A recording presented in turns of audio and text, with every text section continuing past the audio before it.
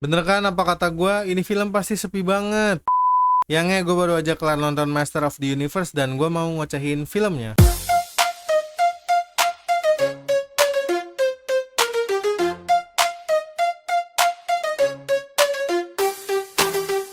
Halo ngeki, bersama gue Driansyah di Ngoceh, ngobrol receh seputar film ataupun TV series. Ya, di Ngoceh kali ini gue mau ngocehin film Master of the Universe. Dan gue peringatkan spoiler alert di video ini karena gue akan ngocehin hampir keseluruhan apa yang ada di dalam film Master of the Universe ini. Tapi buat yang memang belum nonton dan mau tahu opini atau perspektif dari orang lain yang dimana di sini adalah opini dari gue tentang film Master of the Universe ini, silakan stay di video ini sampai nanti durasinya selesai. Jujur awalnya gue nggak mau dan nggak tahu mau bahas perihal film Master of the Universe ini karena satu, gue mau menikmati film ini sebagai fandom nostalgic aja, dan yang kedua, gue nggak tahu mau bahas apa. Karena di menit awal gue nonton film ini, gue merasa sangat terhibur dan cukup puas sama audio dan juga visualnya. Sampai gue nemu ada beberapa poin yang emang kayaknya harus gue bahas dan gue bagikan ke temen-temen yang memang udah nonton juga dan mau sharing tentang film Master of the Universe ini. Ya baik lagi, karena menurut gue film atau franchise yang sebenarnya gue yakin banget dibuat cuma fandom nostalgic aja, ya buat emang yang fandomnya pengen ngelihat versi live action terbaru dari film Master of the Universe ini. Ya walaupun sebenarnya film Master of the Universe ini sebelumnya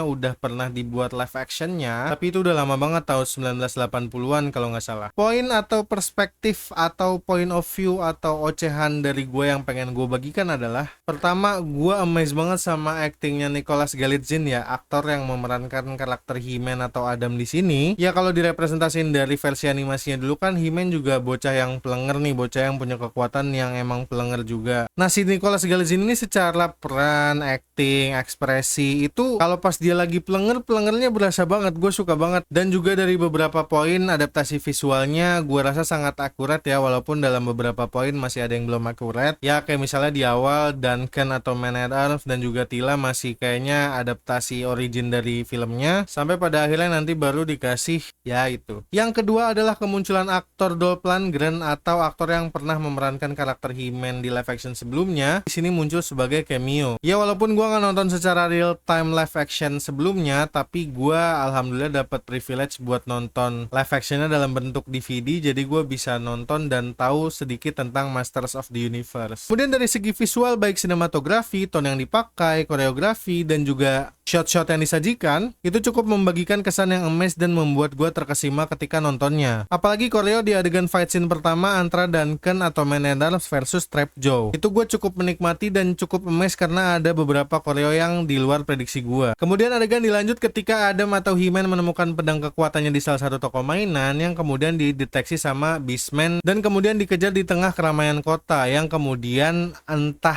memang agak sedikit antah berantah sih, Tila datang untuk membantu He-Man atau Adam yang kala itu masih blow on. Di adegan itu kita juga dikasih shot yang kontras, tone yang cerah, yang memang melambangkan visual kota yang cerah banget. Ya walaupun dari segi visual oke, tapi dari segi cerita cukup agak bertele-tele sih ya. Mereka lari ke sana, lari ke sini, cukup lama kejar-kejaran sama Beastman-nya. Audio yang dipakai juga cukup dar-der-dor ya, karena ketika beberapa adegan mengagetkan seperti mobil hancur, barang dilempar, itu cukup duar-duar gitu di kuping gue. Nggak tahu apakah settingan studio di bioskop yang gue tonton, apa emang settingan dari awal filmnya dibuat dar-der-dor kayak gini. Terus kemudian aktris Camila Mendes yang memerankan karakter Tila di sini, jujur dari awal trailer sih gue ngelihat ini karakter atau aktris terlihat kayak Caitlin Halderman banget. Sampai pada akhirnya di film gue ngelihat tiap adegan dan juga ekspresi bikin gue salfok karena ngingetin dan ngasih gue visual Caitlin Halderman terus, entah kenapa. Gue selalu melihat tiap adegan Tila beraksi, itu gue kayak ngelihat Caitlin Halderman main film action jadinya. Nggak tahu ya, salfok aja gitu gue. Tapi selain Camila Mendes sebagai Tila, jujur Alison Brie sebagai Evelyn juga ya sedikit mencuri perhatian gue lah. Karena dari segi pakaian atau wardrobe dan kecocokan sama muka dia dan juga gestur atau mimik dia memerankan karakter Evelyn, itu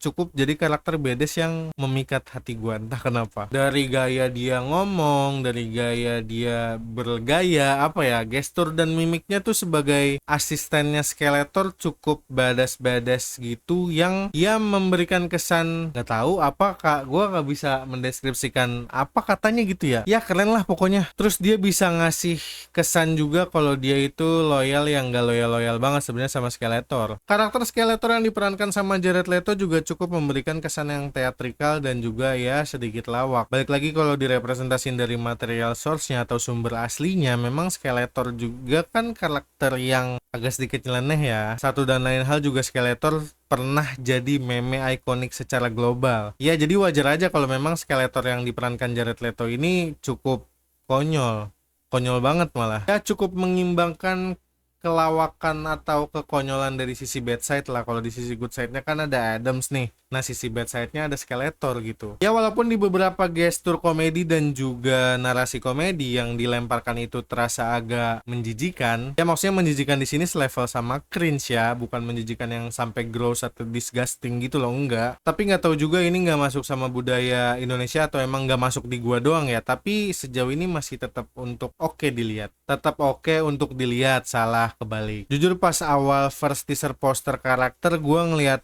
si Roboto kayak wah ini improve yang sangat bagus, Robotonya dibuat lebih besar dan juga kekar gitu. Karena kalau dari versi animasinya kan Roboto kecil gitu ya kayak Alpha di Power Rangers kan. Nah di sini kan dibuat lebih besar dan juga kekar ya. Memang waktu karakter tease poster gua ngeliat ini di voice actorin sama Kristen Wiig. Yang gua lihat Kristen Wiig ini aktris atau perempuan. Yang pas di filmnya ya jadinya perempuan. Padahal dari segi besar dan kekar gua udah cukup suka mengingatkan gue sama karakter Baymax yang udah pakai armor sama karakter Batik dari Pelangi di Mars. Tapi kalau direferensiin dari versi animasinya, Roboto ini kan voice overnya dulu laki-laki. Dan gue pikir besar dan kekar ini menjadi figur laki-laki. Tapi nggak tahu juga sih gue apakah ada agenda fem.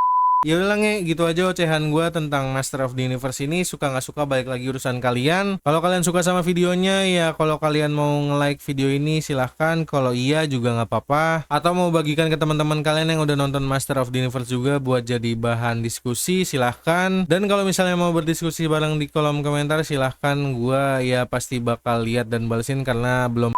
Thanks for your time and attention. Maaf apabila ada kata-kata gue yang salah atau kurang. Maaf juga apabila ngomong gue kebanyakan. Tapi ya gimana ya, namanya kan juga ngoceh.